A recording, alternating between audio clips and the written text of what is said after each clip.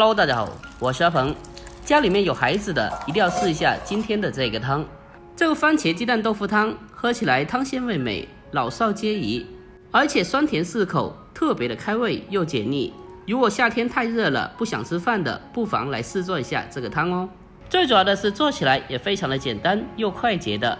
好了，接下来跟着我的视频一起来看一下吧。首先我们要准备2个新鲜的大番茄。番茄在挑选过程中，我们最好选择成熟度高一点的番茄，这样的番茄它的口感吃起来更加好吃哦。下面我们先把番茄给它先处理一下，用刀在番茄的表面划上10字花刀，不需要划得太深，只需要轻轻的划破表皮就可以了，以防止汁水流出来了。我们将番茄打上花刀以后，接着放在大一点的碗里面，然后再往里面添加满开水，将番茄给它浸泡起来。我们用开水将番茄给它浸泡一下，这样的话番茄皮更加容易剥皮哦。我们用开水将番茄浸泡10分钟以后，现在我们来看一下，用手将番茄皮轻轻的往下一拉，就可以看得到番茄皮已经是很轻松的可以撕下来了。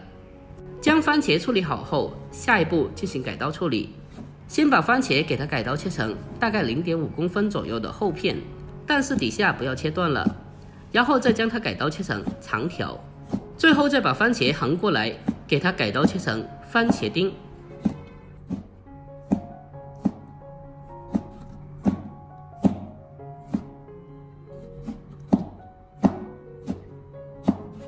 把全部的番茄改刀切好后，先用小碗给它装起来备用。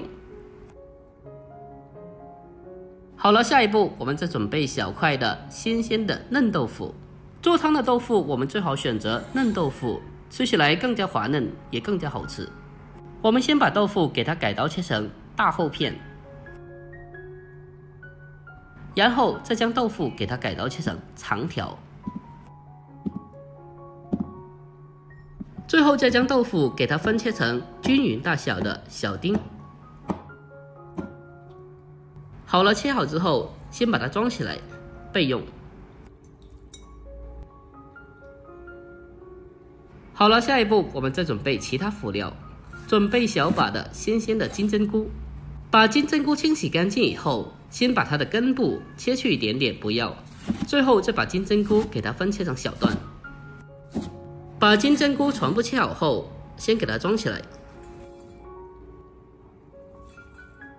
然后我们再准备少许的香葱，还有1颗香菜，把香菜的根部切去不要，最后再把香菜和小葱分切成小段。我们在做汤的时候添加少许的香菜和小葱，可以让汤喝起来也更加的香哦。下一步我们再准备一个小碗，小碗中添加2勺的玉米淀粉，然后再添加少许的清水，然后再用勺子给它搅拌一下，将它搅拌均匀。我们先提前的准备些许的水淀粉，这个是待会需要用到的。搅拌均匀之后，先给它放开一旁备用。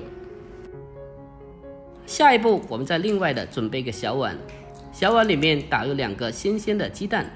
在这里这个鸡蛋不需要调味的，直接的用筷子给它充分的打散，用筷子给它同一方向进行快速的搅拌，把鸡蛋彻底的打成鸡蛋液。把鸡蛋打散之后，我们先给它放开一旁备用。好了，下一步我们开始正式的烹饪。锅中添加少许的油，油热以后放少许的葱花，用小火给它翻炒一下，把葱花给它炒香。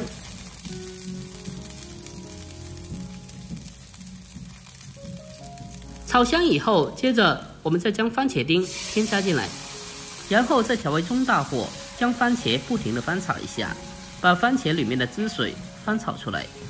如果家里面有番茄酱的话，那么我们在翻炒的过程中可以添加少许的番茄酱，这样吃起来的番茄它的味道会更加的浓郁一点。我们用锅铲给它持续的翻炒1到2分钟，把番茄的汁水翻炒出来。炒出汁水以后，接下来我们往锅中添加适量的开水，汤水煮开后，再把切好的豆腐丁加进来，然后再用锅铲给它轻轻的推动一下，让里面的食材可以充分的受热和成熟。大概1分钟以后，下面我们开始调味，往里面添加少许的鸡精，还有一点点的白糖提鲜。紧接着再往里面添加适量的食盐就可以了，其他的什么调味料就不用放了。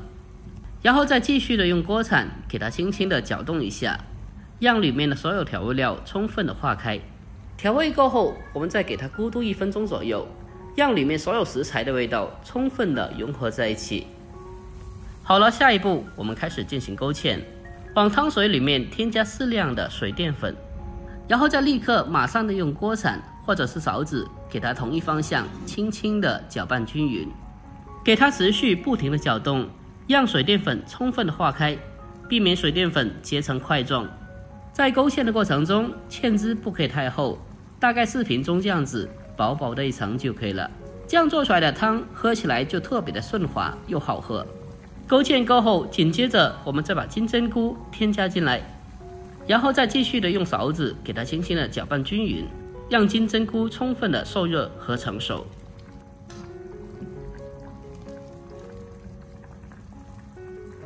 大概1分钟以后，我们再把火候调至最小，然后再把鸡蛋液呈线条状缓慢的倒进锅里面，